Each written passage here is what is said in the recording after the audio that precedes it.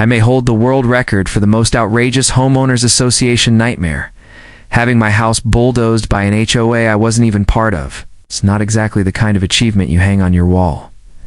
This saga didn't begin with sirens or fireworks, just a single forgettable taupe envelope jammed into the rusty slot of my grandfather's old mailbox. Got a few minutes? Pour yourself some coffee.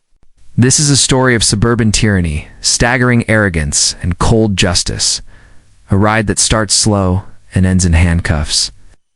I'd love to know where you're reading from. Drop a comment. Let's see how far this HOA horror show travels. It started with a house. Not just any house, but the one my grandfather, Walter, built in the late 1960s with his own hands. A brick rancher nestled on 5 wooded acres, back when the land was nowhere. Towering oaks lined the lot. Walter, a civil engineer obsessed with precision, left the house and land to me when he passed. My name's Ethan Harper. I'm a federal investigator. My day job is untangling financial fraud, corporate corruption, and mountains of paperwork.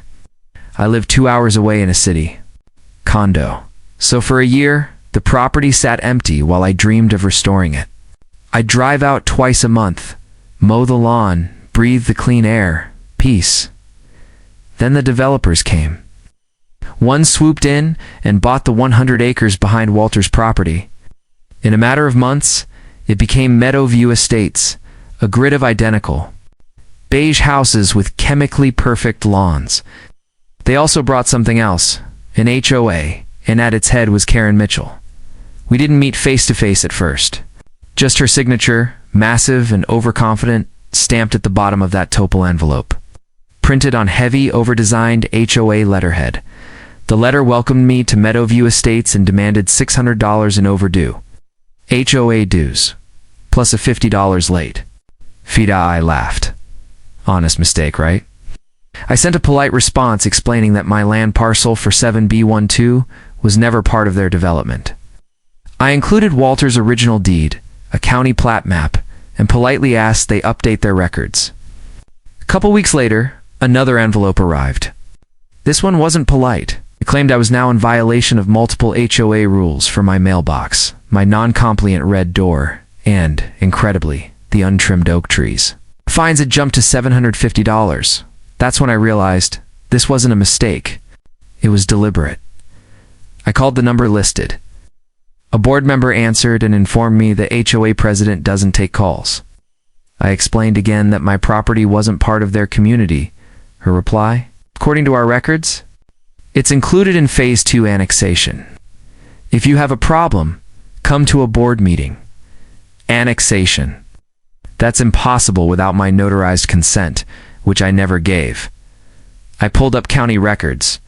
As expected, my land was legally separate. Phase 2 annexation was fiction. Then I looked into the HOA's leadership. Karen was president. Her husband, Vince, a struggling real estate agent, was treasurer. Cozy. This wasn't just confusion. It was a power grab. I sent a notarized cease and desist backed by property law citations and legal proof of ownership. The letter was signed for by Karen herself. I thought that would end it. It didn't. A few weeks later, I drove out and met Henry Larson, a retired surveyor from the neighborhood, staring up at my oaks. You must be Walter's grandson, he said. Karen's been ranting about your trees for months, says they block her tulips. Henry confirmed she was pushing to seize my land, remove the trees, and eventually sell it to a developer for townhouses. She had no legal claim, but facts didn't matter to Karen. She wanted control. I installed a high-resolution motion-triggered security system with cloud backup. A little extreme, maybe, but necessary. Then came the next strike. A lien notice for $2,850 in unpaid dues, fines, and legal fees. It included a threat of foreclosure. They were trying to steal my house. I called Rachel, my attorney. She was furious. This is slander of title. We'll have it wiped and sue. We filed motions. But the HOA's shady lawyer fired back, with delay tactics trying to wear me down. Then I had to leave the country for 2 weeks, a major embezzlement case in Geneva. I left my property watched, cameras active, and assumed no one would be bold enough to escalate. I was wrong. Midway through my trip, I got a text from Henry. There at your house with a bulldozer. My heart stopped. I pulled up the camera. Feed.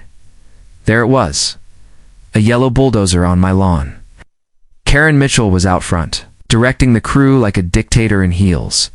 They were chaining my front porch. I called the sheriff in a panic. Rachel confirmed. No demolition order existed.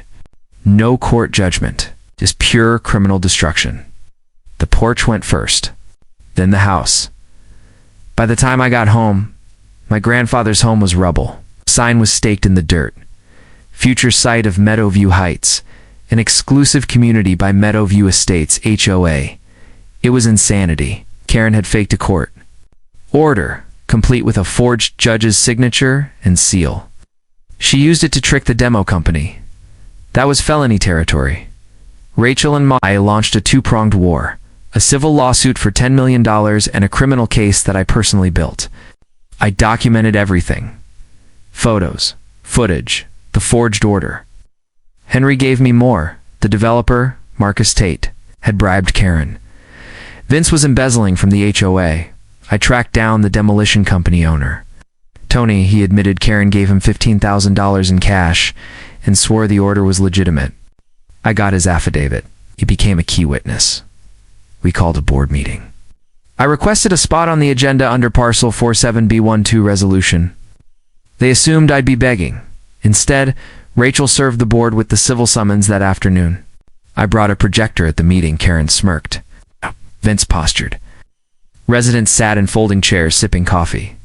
When my name was called, I walked to the front and plugged in my laptop. I won't need the mic, Karen, I said. But I will need more than 5 minutes.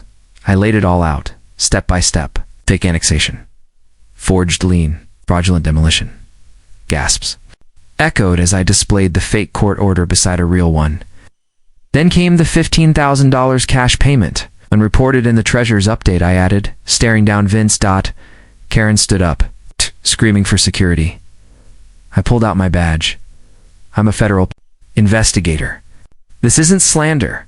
It's mail fraud, wire fraud, forgery, and conspiracy. The room went dead silent. I turned to the residents. Your HOA is bankrupt. And because these crimes aren't covered by insurance, you're all on the hook. Chaos exploded. Residents shouted. Police entered. Karen, Vince, and the Coopers were arrested. The next day, Marcus Tate was picked up by the DA's office. The HOA collapsed. A court-appointed receiver took over. The civil case settled. I used the payout to build a new, modern home on Walter's old foundation. The oaks still stand. Karen Mitchell got 7 years. Her empire of intimidation crumbled under the weight of someone who knew the rules better than she did. Now I sit on my porch, coffee in hand, surrounded by shade and silence. I think of Walter, a man who built on truth, not fear. Turns out when you've got the right foundation, it can't be pushed over, not even by a bulldozer. Asterisk, do you like this for more amazing stories? Subscribe my YouTube channel.